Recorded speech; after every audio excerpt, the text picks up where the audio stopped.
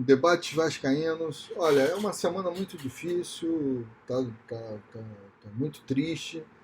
A gente fica tentando se pegar em algumas coisas, encontrar às vezes uma explicação. Eu mesmo ando acompanhando todas as lives. Vejo, vejo live do meu amigo Léo, na torcida vascaína, que eu participo lá das lives às quartas-feiras, às 23 horas, e quero convidar os amigos, né? Vejo as lives do Vascaíno do Cerrado, vejo os vídeos do professor Mariotti, vejo os vídeos do Portuga, vejo esses vídeos de várias pessoas falando de Vasco, algumas pessoas que eu estou vendo vídeos eu nem conhecia, não são casos desses que eu mencionei. Mas porque você quer ouvir o seu companheiro de dor falando, e você quer tirar dali alguma esperança. E aí você começa, com todas as informações, todas as opiniões que você ouve, você começa a raciocinar algumas coisas e a pensar e refletir algumas coisas que eu queria dividir com os amigos. Eu quero que todos entendam que eu estou na faixa dos 45 e 55 anos. Eu tenho 52. Mas lá no Pega na Geral Debate Vascaíno, nós temos nessa faixa o Rafael Furtado, o Everton, o Maurício, o Renê, o Anderson Machado, o Marcos Azevedo, pessoas que estão nessa faixa e que viram momentos gloriosos do Vasco, conquistas maravilhosas. Então dói muito. Eu sei que tem muito garoto, muito jovem aí que não viu tantas glórias e não sabe, e de repente a dor até é mais amena, não que não doa, nem que ele não seja tão vascaíno como nós somos, mas porque a expectativa dele de repente não é tão grande como a nossa.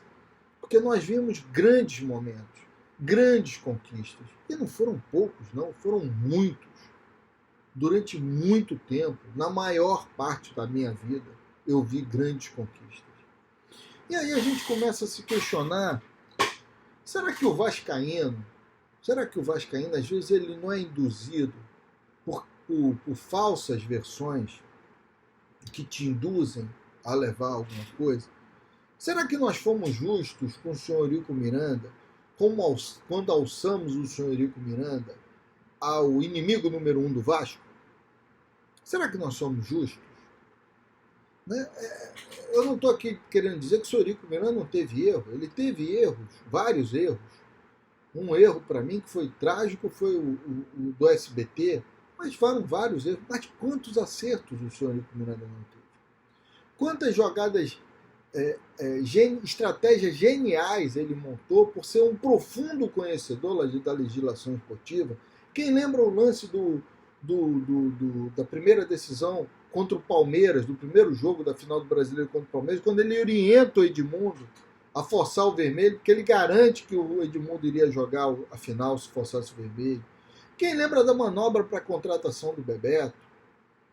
Quem lembra da manobra contra Pablo Escobar? Pablo Escobar, narcotráfico. Ele simplesmente anulou um jogo e tantas outras.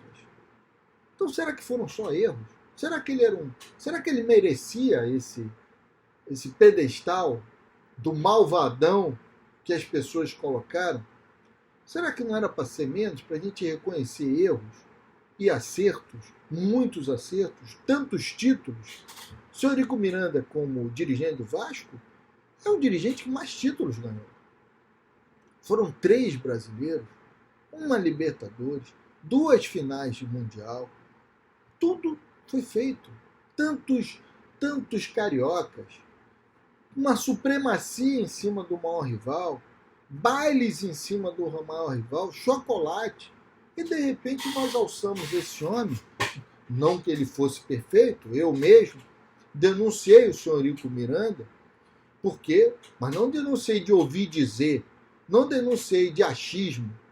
Eu vi documentos que comprovavam que ali havia alguma irregularidade que ele poderia fazer com o senhor Zé do Táxi.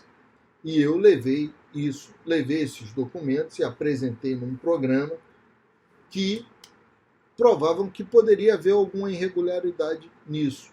por essa apresentação, eu fui expulso do clube pelo senhor Eurico Miranda. Fui expulso do clube. Consegui voltar porque me defendi no conselho deliberativo do Eurico Miranda, que a maioria era do Eurico Miranda. O Conselho Deliberativo tem o Conselho de Justiça, que julga recursos de sócios expulsos. E esse Conselho de Justiça é formado por uma maioria do grupo que está no poder, ou seja, a maioria do senhor Eurico Miranda. E mesmo assim eu fui absolvido. Porque eu apresentei argumentos e demonstrei que eu fiz uma acusação fundada em documentos, em fatos. Eu não agredi, eu não ofendi, eu não fiz um pré-julgamento, eu apenas levantei fatos e fui absolvido. Né? O senhor Eurico Miranda era um ditador, um perseguidor, me expulsou, mas o Conselho Deliberativo, onde ele tinha maioria, absolveu, me botou de volta no clube. Então, mesmo com essa expulsão, eu nunca deixei de reconhecer que o senhor Eurico Miranda tinha grandes méritos e tinha grandes erros. Mas nós fomos levados o tempo todo a alçá-lo ao pedestal de o grande, o malvado favorito. Nós fomos levados a acreditar que o senhor Roberto Dinamite, que foi um grande atleta do Vasco, um grande jogador, era um jogador que tinha no seu corpo, no seu suor, impregnado na sua pele, o nosso manto, a Cruz de Malta e a nossa camisa. Quem viu o senhor Roberto Dinamite jogar, como eu vi várias vezes, era impressionante a simbiose que existia dele com a camisa do Vasco, o envolvimento dele com a camisa do Vasco. Mas daí ele ter condições de ser um presidente do Vasco, havia uma distância muito grande. Mas a imprensa o queria presidente do Vasco, porque era uma forma de tirar o senhor Eurico Miranda. A imprensa nunca quis o Zico presidente do Flamengo, mas queria o senhor Roberto Dinamite e nos vendeu a versão que o senhor Roberto Dinamite era uma solução. O senhor Roberto Dinamite, que se a gente fosse raciocinar, a gente ia lembrar que durante a carreira dele, quem conduzia as negociações, quem conduzia e brigava pela sua carreira, por melhores contratos e tudo, era uma esposa chamada Jurema, uma senhora chamada Jurema, que era esposa do senhor Roberto Dinamite e que infelizmente faleceu muito cedo por conta de uma doença, acho que foi câncer, se eu não estou enganado. Então, era ela, porque ele não tinha a menor condição de administrar sua carreira. Mas nós fomos levados a crer que ele teria condições de administrar o Clube de Regatas Vasco da Gama. E o que estava por trás disso? Um único objetivo: acabar com o Clube dos 13. Quem era o grande pilar que sustentava o Clube dos 13? O Eurico Miranda. O Clube dos 13 negociava com a TV e dividia a verba de forma mais igualitária com os clubes. 5 grandes clubes, Vasco, Corinthians, Palmeiras, Flamengo e São Paulo, recebiam a maior parte da fatia, mas a distância deles para os demais não era tão grande. Mas não interessava isso para as organizações Globo. E houve esse movimento para tirar. Então, e nós fomos levados a acreditar que o senhor Roberto Dinamite faria. E o senhor Roberto Dinamite foi cercado por quem? Por membros da Caterva. Os membros da Caterva participaram ativamente da eleição e da gestão do senhor Roberto Dinamite. Todos esses da Caterva que deram esse golpe participavam. E o senhor Roberto Dinamite faz uma gestão de uma irresponsabilidade monstruosa, principalmente quando troca as dívidas que estavam em torno de 200 milhões de reais e negociadas a longo prazo por dívidas de curto prazo e empréstimos de curto prazo com juros altos que chegavam a geraram um montante de mais 200 milhões de reais, somando ao que se devia, passamos a ter uma dívida de mais de 400, 500 milhões de reais para montar o time que foi campeão em 2011. Isso custou caro, muito caro. Foi um título maravilhoso. Mas um título justifica tanto? Por que os títulos do senhor Eurico Miranda não justificaram tantos erros dele e o título de 2011 justificava os erros do Roberto Dinamite?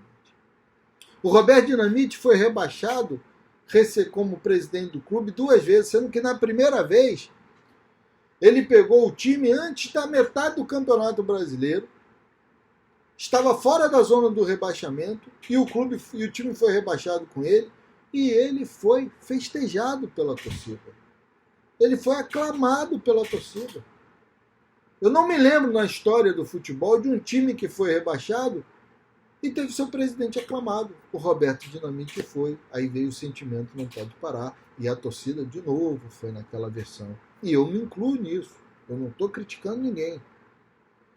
E aí nós chegamos em 2014. Em 2014 nós tínhamos 2 candidatos declarados. O senhor Eurico Miranda e o senhor Roberto Monteiro. De repente apareceu um sujeito desconhecido. Ninguém conhecia. Ninguém sabia quem era, não era sócio, não ia a jogos, nunca frequentou São Januário, não tinha nenhuma ligação. Apareceu lá o senhor Júlio Brandt, amarelo. O pintinho amarelinho apareceu lá. Com aquele blazerzinho, aquele jeito de empresário, né? Aquela coisa que a gente já conhece bem sucedido, blazerzinho, tentando falar, não conhecia absolutamente nada, só falava bobagem. E chegou mentindo sem parar, criando versões para enganar. Com o primeiro ato dele, do grupo dele que o apoiava, os amarelos que o apoiavam, que era o Cruzada Vascaína, foi entrar na justiça numa ação assinada pelo seu Léo Gonçalves, que hoje está ao lado do seu Levinciano, para prorrogar o mandato do Roberto Dinamite, para que a eleição fosse adiada. Porque como eles inventaram um candidato muito próximo à eleição, eles precisavam de mais tempo para fazer uma campanha, né? E fizeram isso e conseguiram. A justiça deu. Olha, que surpresa! A justiça acolheu um pedido dos pintinhos amarelinhos e eles adiaram a eleição. Veio a eleição, o senhor Eurico Miranda foi eleito em primeiro lugar, o senhor Júlio Brandt ficou em segundo lugar e o senhor Roberto Monteiro em terceiro. A chapa. Naquela época, o torcedor, o estatuto era muito claro. O sócio votava na chapa. A chapa do seu Eurico Miranda ganhou 120 cadeiras. A chapa do seu Júlio Brandt ganhou 30 cadeiras para formar o Conselho Deliberativo. E o estatuto dizia, após o sócio eleger a chapa, essas chapas vencedoras se unem aos conselheiros natos e os beneméritos e grandes beneméritos, e eles, reunidos na Lagoa, numa reunião do Conselho Deliberativo, elegem um presidente de clube, que pode ser qualquer um entre os 300 que estão ali. É o que diz o estatuto. E o que fez o seu Júlio Brandt? Se lançou candidato na Lagoa. Ele se lançou candidato. Mesmo a chapa do seu Eurico Miranda tendo sido a vencedora, ele se lança candidato na Lagoa. Tem 26 votos, se não me engano. Ele deu um golpe? Não. Ele seguiu o estatuto. O estatuto lhe dava o direito.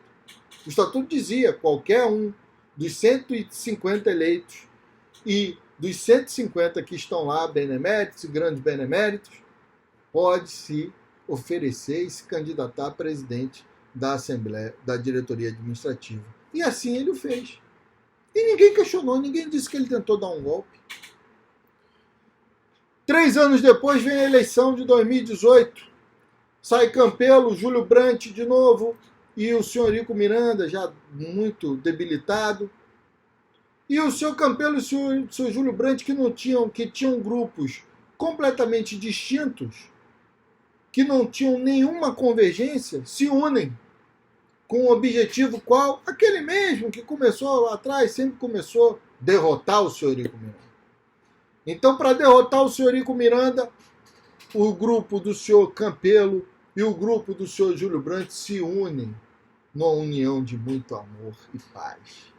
E aí, era claro que isso não daria certo. Logo depois da eleição, começam os conflitos entre o senhor Brandt, o grupo do senhor Brandt, os amarelos, e o grupo do senhor Campelo, Identidade Vasco. Os conflitos são intermináveis e insuperáveis. Vem a eleição na Lagoa, e o primeiro a indicar que iria rachar isso é importante o torcedor prestar atenção. O primeiro a indicar que iria rachar e descumprir o acordo foi o seu Brandt. Porque ninguém conta isso. E por que foi o seu Brandt? Porque a primeira eleição que é feita na Lagoa não é para o presidente da diretoria administrativa, é para o presidente do Conselho Deliberativo. E o acordo político que existia entre esses dois grupos é que o presidente do Conselho Deliberativo seria o senhor Roberto Monteiro. Só que o que o seu Brandt faz? Lança um candidato.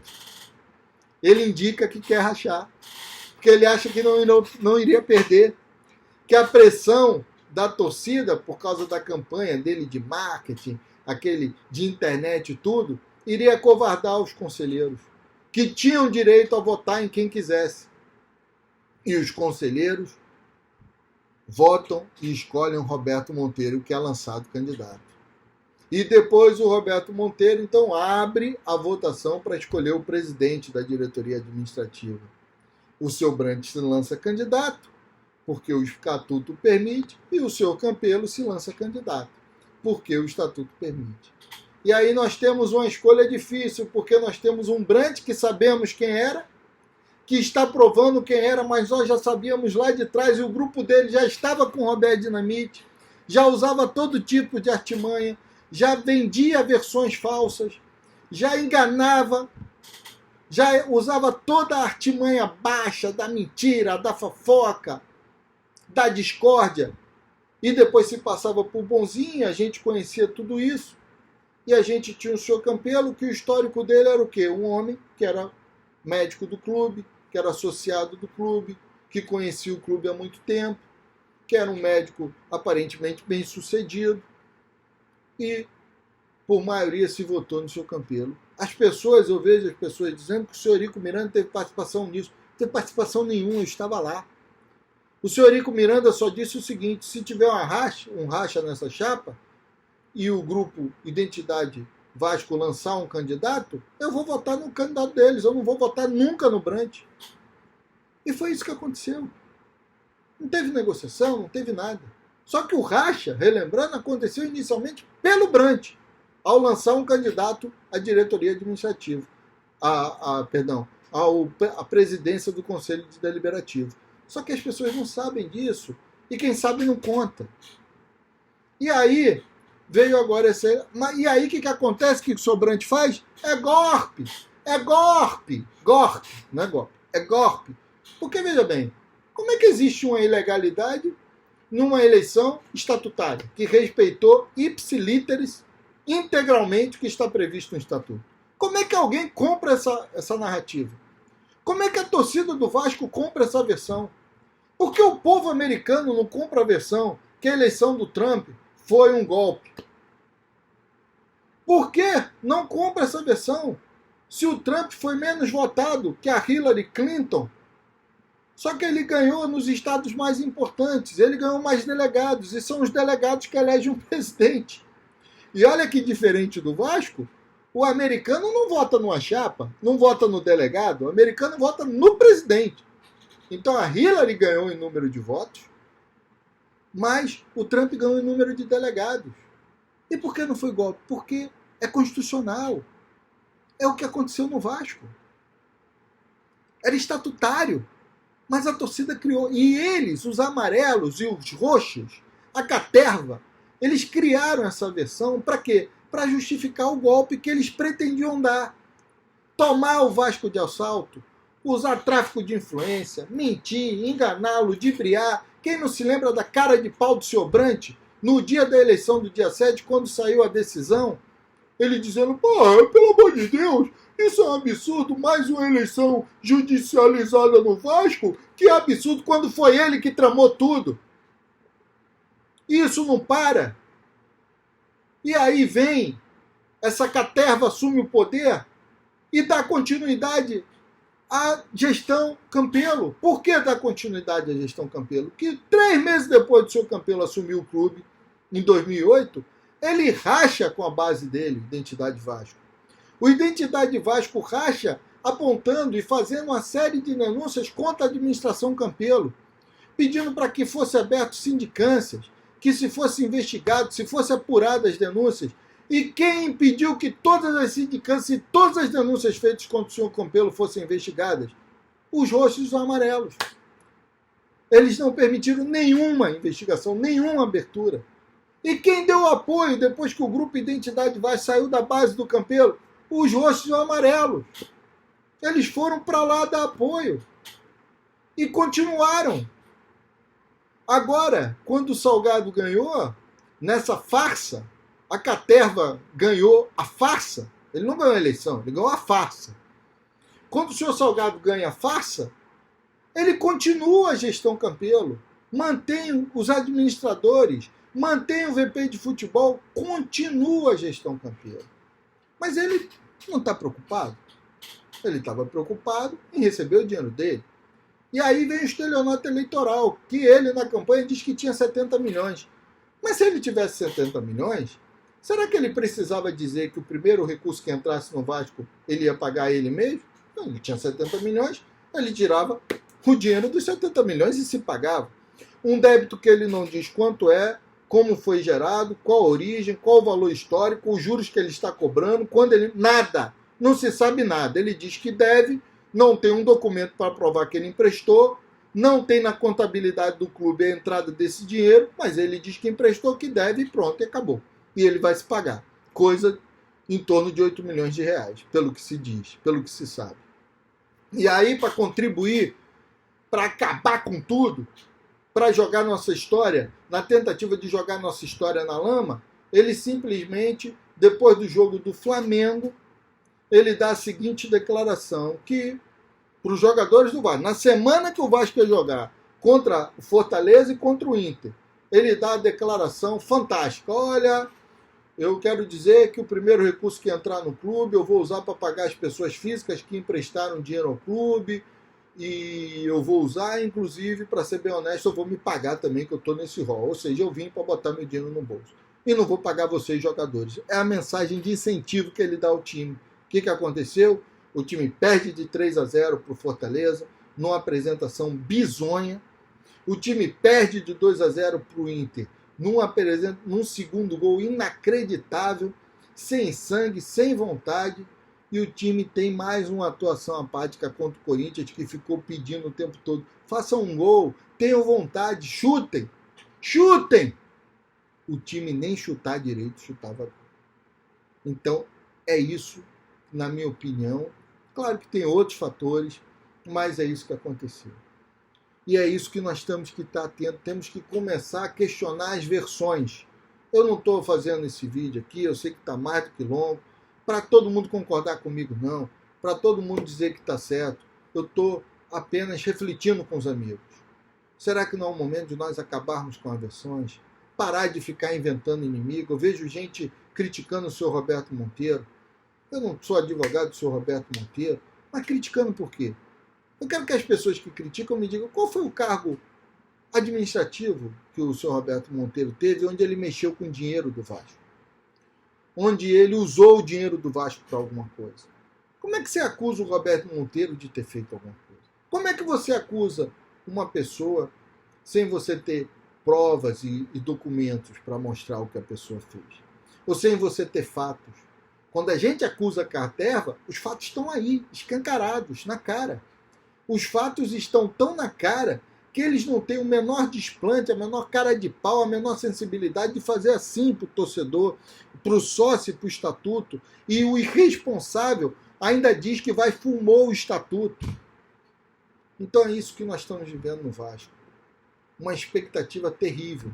E eu peço, os desembargadores do Estado do Rio de Janeiro, tem tanta gente séria, esse direito, o que está acontecendo no Vasco é um absurdo, é uma ilegalidade, é uma afronta à lei, à Constituição, à autonomia da entidade esportiva.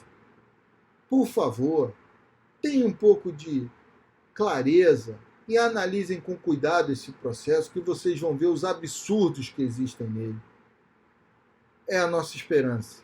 Nesse momento de tanto desânimo, de tanta dor, a nossa esperança está na justiça. Que a justiça faça prevalecer o bom direito.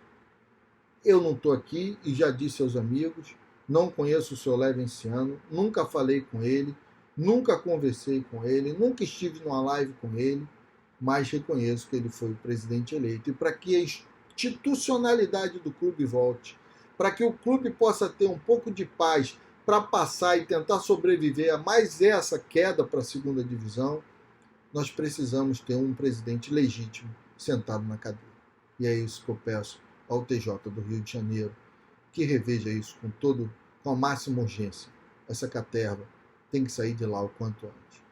Amigos, desculpe o vídeo longo, é muita coisa para falar, são muitos pensamentos, e até o próximo vídeo. Um abraço a todos, estamos juntos e saudações vascaínas.